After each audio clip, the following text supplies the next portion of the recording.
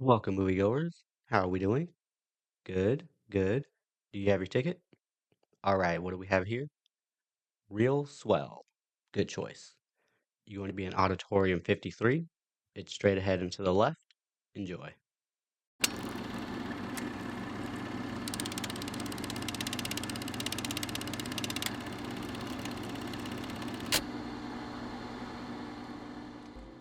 The Alto Knights, released yesterday. It stars Robert De Niro, who actually plays two of the roles in this movie, Deborah Messing and Michael Rispoli. It's a crime gangster drama based on true events of Frank Costello, his rise and tenure as the boss of bosses for the country, really, and how the organized crime syndicate grew from the Prohibition days on into the late 50s, where the movie comes to a crescendo towards the end. Now, this movie reminds me a lot of Goodfellas. It reminds me a lot of Donnie Brasco.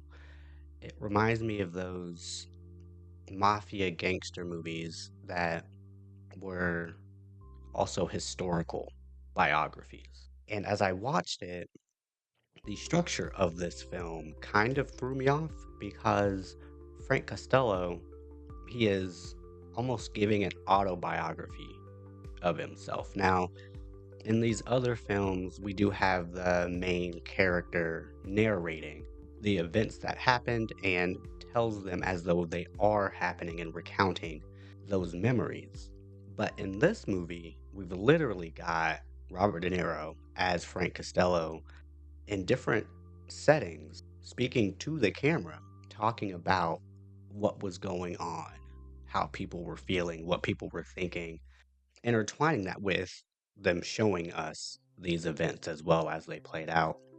Another thing that I liked about this movie is it seemed at every chance that they got, they showed us pictures from that time period of the main characters and the main actors of the story that was being told. And it was so different than the previous movies of this genre that we've gotten before. And I don't know if there are more movies like this to be made, but as I was watching it, I thought to myself, man, I miss these kinds of movies. I miss the Donnie Brascos. I miss the Goodfellas. And do we get more of these? Are there more stories to be told? Have they already all been told? And is it feels kind of weird to want these kinds of events to have happened in the last 15 or 20 years where movies that are more modern can be made. Like I'm asking for there to be more criminals. I'm asking for organized crime to be something that can entertain me as I learn about it historically through film. If that's what I'm asking, then someone make that happen. But this movie is very good.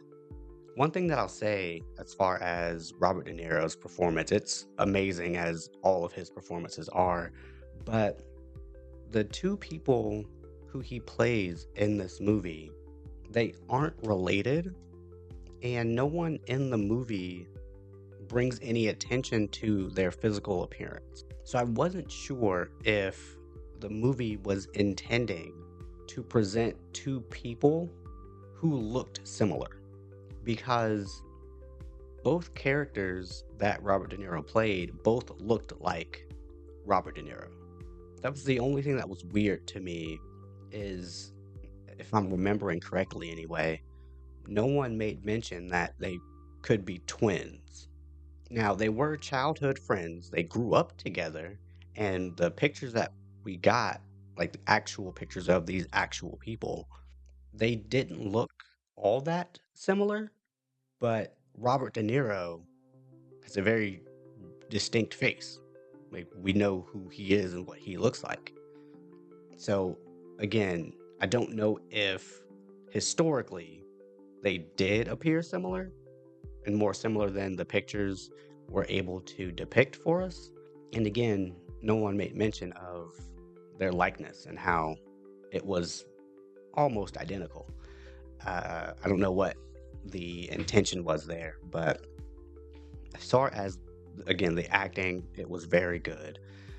I loved how, just like in all the other movies, there's this intimate knowledge and this intimate revealing of how these families worked, what the rules were, what the code was, and they laid all of that out and gave us a glimpse of how they navigated not getting caught, how they navigated trying to run these families, conduct this business, and I'll put business in air quotes, you'll know what I'm insinuating, without having someone looking over their shoulder and keeping those who are looking paid so that they will overlook. One of the lines in the film is Frank Costello is saying, how is it that these two immigrants could come over here and do all the things that we did and have no one know?